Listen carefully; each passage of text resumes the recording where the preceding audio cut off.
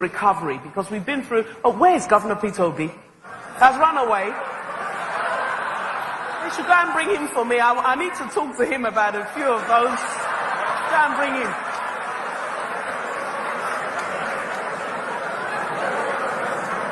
I don't want to join issues with Governor Obi. He's an excellent governor and a patriotic Nigerian, but a few of those things he was reading are not quite accurate.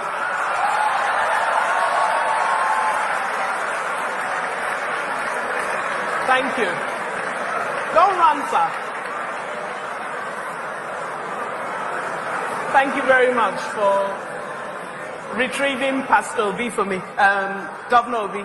So thank you very much. So I'm going to spend a few minutes talking about the Nigerian economy and answer the questions that I know you've all been answering. But I won't join issues with Governor Obi, but every now and then I may stray, a bullet may hit him. But so it's all about building a productive economy, and it's really the road to recovery. But in order for us to understand where we're going, there are a few things I've got to be able to answer today. And that's about the past, the present, and the future. What happened? How did we get here? What happened? Everybody's asking the question. And we need to understand it, because to the extent that we understand it, we'll be able to build a future that will make sure we don't make those mistakes again. And what's happening at present? What is government doing? How are you solving these problems? I'll speak to that. And then what will happen as a result? Where is this future diversified economy? What does it look like? What does it mean for me and you?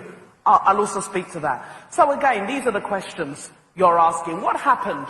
These missed opportunities that Governor Obi spoke about. Indeed, all the speakers and every economist, we're all pretty much, there's a consensus that Nigeria missed a lot of opportunities.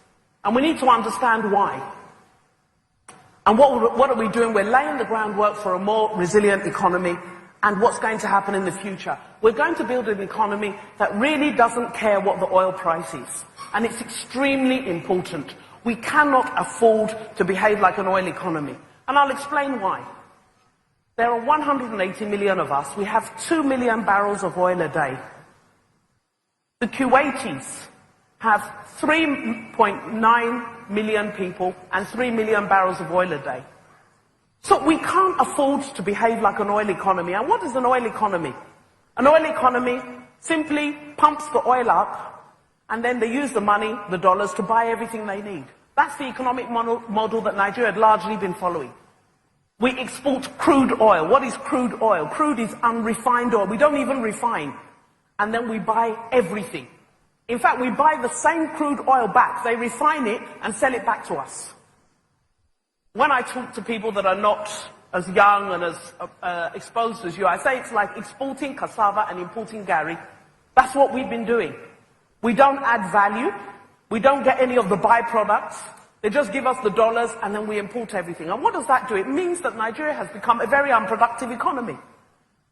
The states come, I was a commissioner, every month, all of us, 36, fly up to Abuja and we share. That's the constitution. But that was not the intention of the Nigerian dream. The Nigerian dream was 36 states all producing, all productive. Now what did oil do for us? It made us extremely lazy. It made so many businesses unprofitable. And in particular because of the way we spent our oil proceeds. And I shall speak to that as we go on. Because the truth is, what we spent money on were the wrong things. And that's the result we now have. There's always a lag. There's always a delay between action and effect. We are now suffering the effects of what was done 2, 3, and 4 years ago. And I'll show you why. Let's go to the next slide. Please. Next slide. Good. On the right, you'll see the average oil price before 2008 was $51. And we were doing okay. Not brilliantly, but we were doing okay. We were pretty stable.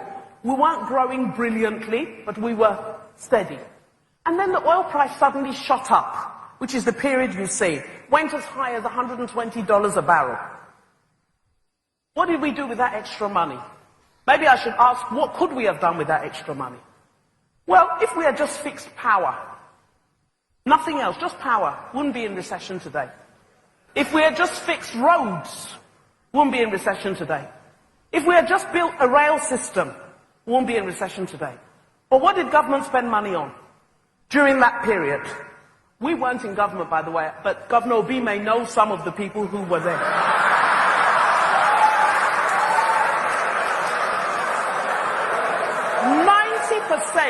90%, sorry sir, 90% of government expenditure was on what we call recurrent. What is recurrent?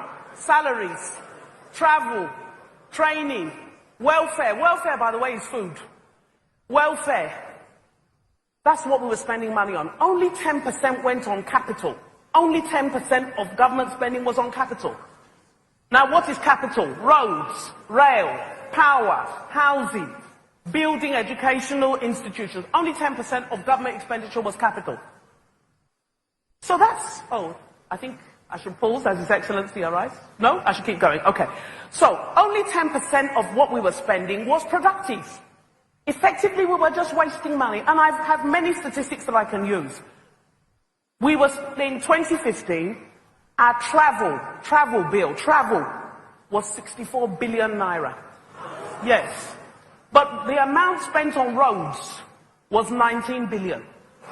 For the whole country, the whole federal government. Now, I was a state commissioner. In 1 year in Ogun State, we spent more than 20 billion on roads, just in our state. How can the whole federation spend 19 billion and we expect to grow? So, a lot of money was wasted. What else happened to that extra money? Please keep that slide, don't show me, slow the slide, it's very important. What else happened to that extra money? A lot of it was stolen. When the central bank governor at the time said money is going missing, he was harassed. When the person who's supposed to collect your money, the banker, tells you that, please, your credits are not entering your bank account, you should take notice. We didn't, because things were still looked okay. Money was going missing. People were selling oil, diverting the proceeds. So when we talk about who's to blame, it's not about politics, but truth is, if we're to be very honest, it's all of us. Everybody. That's the truth.